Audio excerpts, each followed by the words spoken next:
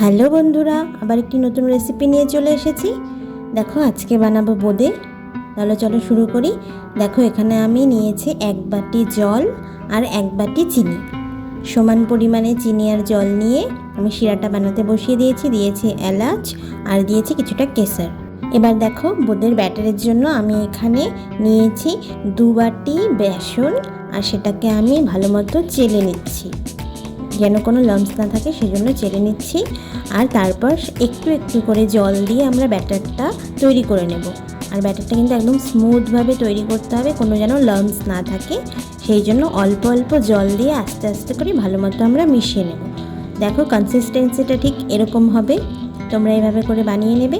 আর এখানে আমি 2টো বাটিতে আলাদা আলাদা কিছুটা ব্যাটার নিয়ে নিচ্ছি, যেটাতে আমি একটাতে লাল রং আর একটাতে সবুজ রং অ্যাড করে ফুড কালার ইউজ করেছি। তো আমি এই দুটো আলাদা আলাদা ব্যাটার করে নিলাম। আর যে ব্যাটারটা ছিল সেটার মধ্যে আমি সামান্য হলুদ রং অ্যাড করেছি, সামান্য হলুদ ফুড কালার। তারপর এগুলোর ব্যাটারটা বানিয়ে রেখে দিলাম।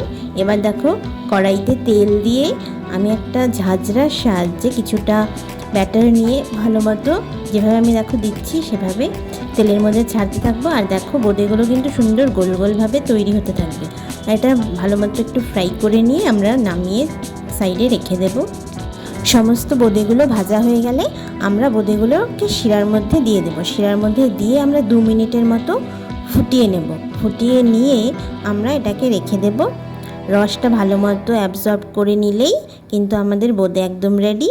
আর তারপর তোমরা ওপর থেকে কিছুটা ড্রাই ফ্রুট গার্নিশ করে একদম সার্ভ করতে পারো। এভাবে সার্ভ করবে। এভাবে তৈরি করলে একদম কিন্তু পারফেক্ট বোঁদে তোমাদের তৈরি হয়ে যাবে। তাহলে তোমরা জানিও কেমন লাগলো ভিডিওটি। ভালো লাগলে অবশ্যই লাইক, কমেন্ট অ্যান্ড শেয়ার করে দিও। দেখা হবে পরের ভিডিওতে। তোমরা সবাই ভালো থেকো, সুস্থ থেকো, টাটা।